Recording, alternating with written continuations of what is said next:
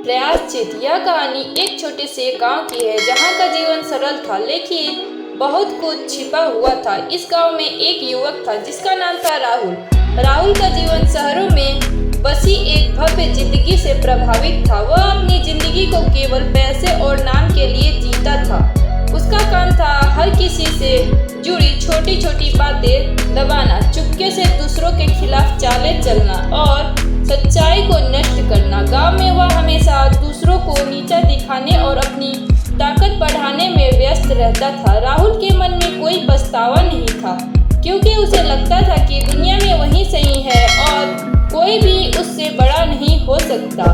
उसने लोगों के साथ सौदे किए, धोखाधड़ी की और अपने उद्देश्य को पूरा करने के लिए किसी भी हद तक जा सकता था।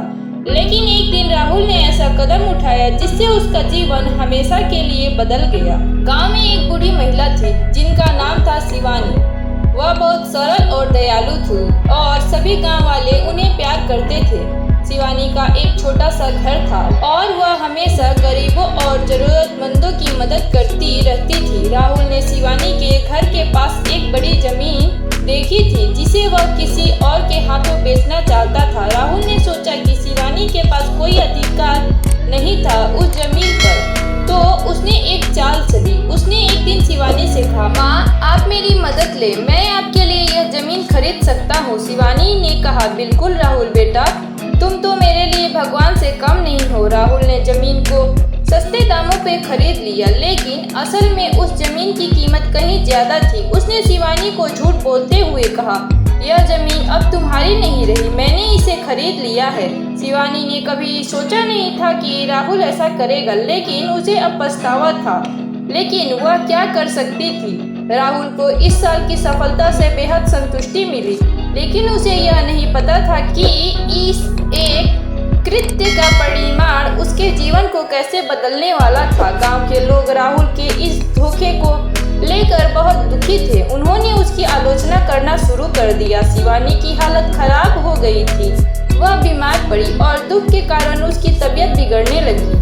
गांव वालों ने राहुल से बात की और उसे समझाया कि उसने एक गलत काम किया है। तुमने एक बेचारी बूढ़ी महिला को धोखा दिया है, यह प्रायश्चित का समय है, गांव के एक बुजुर्ग ने कहा। लेकिन राहुल ने किसी की बातों को नजरअंदाज किया। उसे लगा कि वह सही है और जो उसने किया वह उसके लिए उचित था। वह लगातार अपनी लाइफस्टाइल में मस्त था।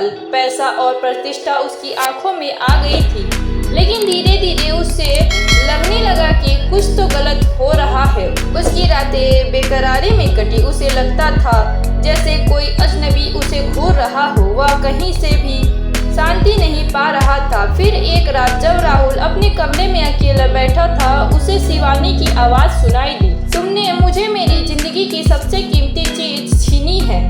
राहुल, तुम सच्चे प्रायश्चित की ओर बढ़ो। यह आवाज राहुल के मन में समा गई। वह घबराया, डर गया और समझ नहीं सका कि यह सब क्या था। उसकी आंखों के सामने एक अजनबी सा अंधेरा था जो उसे धीरे धीरे निगलता जा रहा था। अगले दिन राहुल ने महसूस किया कि अब वह गलत दिशा में जा रहा है।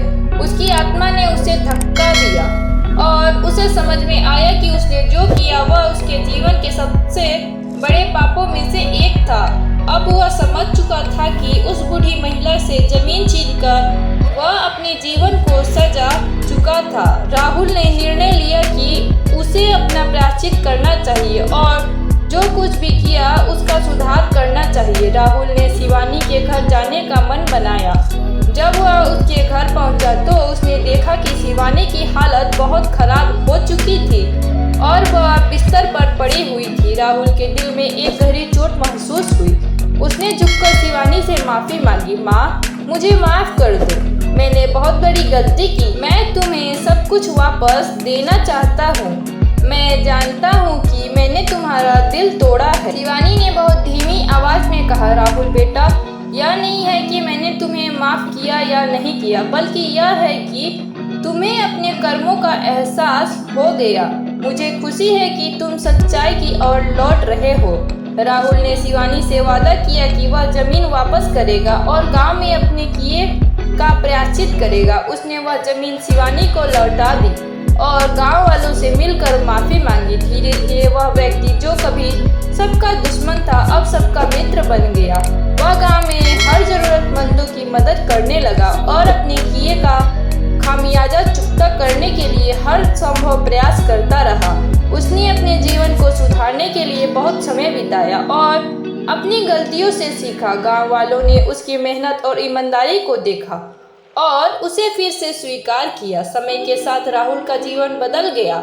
अब वह पहले जैसा व्यक्ति नहीं था। उसे समझ में आ गया था कि गलतियां सभी से होती है, लेकिन उसे उन्हें सही करने का साहस भी चाहिए होता है। राहुल ने अपनी पुरानी जिंदगी को पूरी तरह से छोड़ दिया था और अब वह एक ईमानदार इंसान बन चुका था। शिवानी, जिनकी आंखों में अब खुशी थी, ने राहुल से कहा, बच्चे, तुमने जो किया वह बहुत बड़ा कदम था। प्रायश्चित करना कोई आसान काम नहीं होता, लेकिन तुमने वह साहस दिखाया। अब तुम इस गांव के सच्चे बेटा हो।